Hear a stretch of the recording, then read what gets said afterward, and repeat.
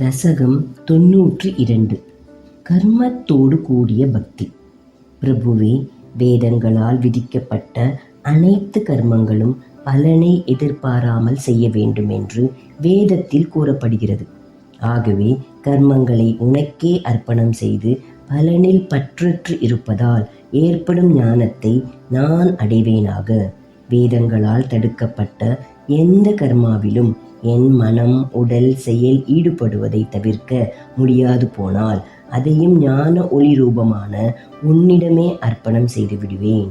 விபுவே, உன்னை உபாசிக்க வேதத்தில் கூறப்படாத மற்றொரு மார்க்கம்தான் சிலா ரூபத்துடன் பூஜையை ஏற்கும் கர்மயோகம்.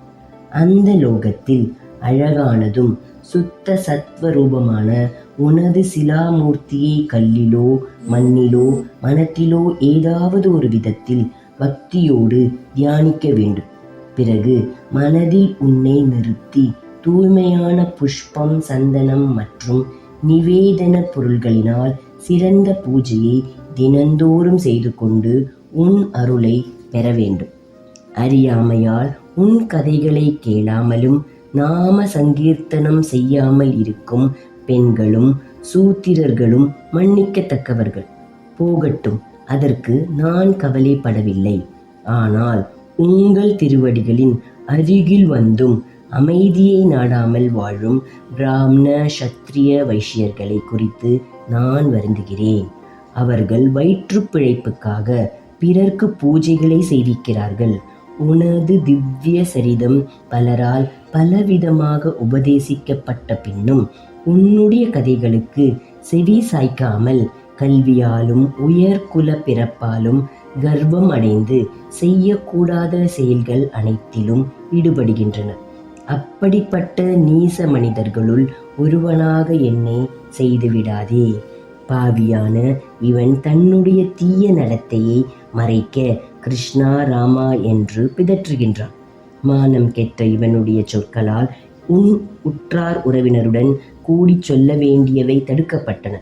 வீண் பொழுது போக்கும் என் சகோதரன் எப்பொழுதும் விஷ்ணுவையே பூஜிக்கிறானாம் என்றெல்லாம் சிலர் உன் உண்மையான பக்தர்களை பரிஹசித்து நிந்திக்கிறார்கள்.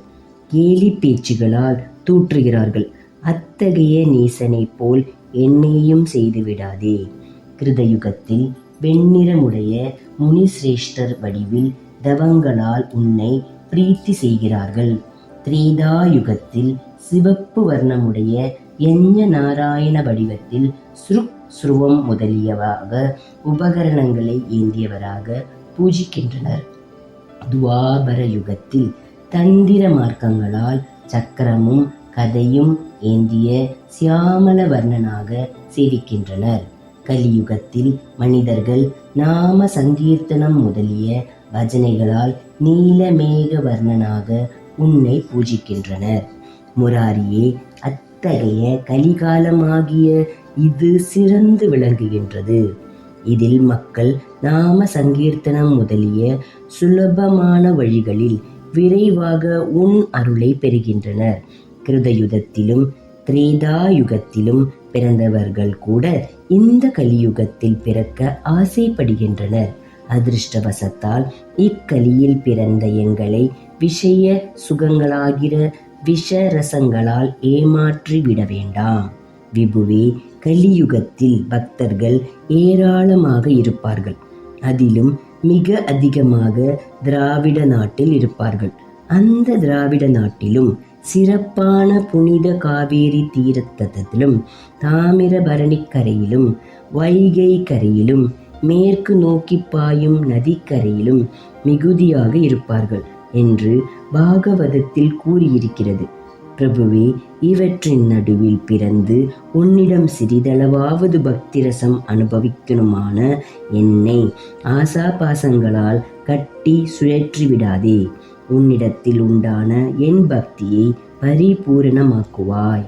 முன்னொரு காலத்தில் பரீட்சித்து என்ற அரசன் தர்ம தேவதையை கருணையற்ற கலி இம்சித்ததை கண்டு அவனை கொல்ல வாளை ஏவினான்.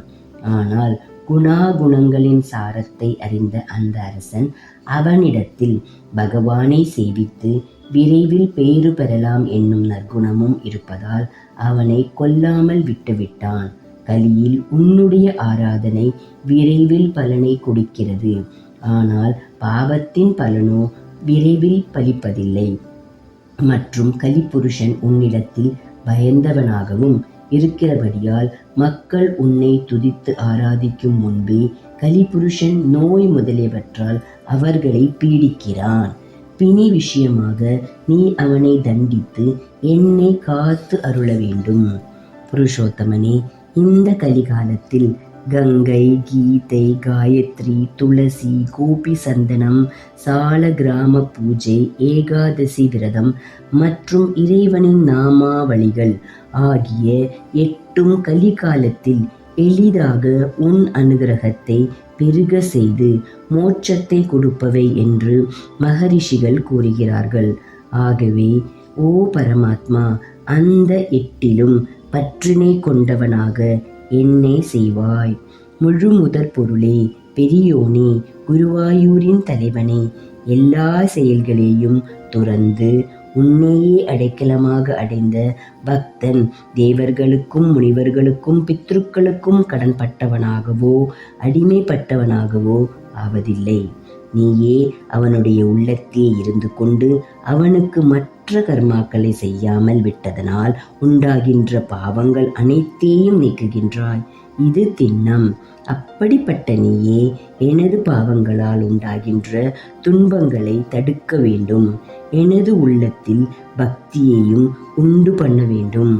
ஹரே ராமா ஹரே ராமா, ராம ராமா ஹரே ஹரே, ஹரே கிருஷ்ணா கிருஷ்ண கிருஷ்ணா ஹரே ஹரே, நாராயண நாராயண நாராயண.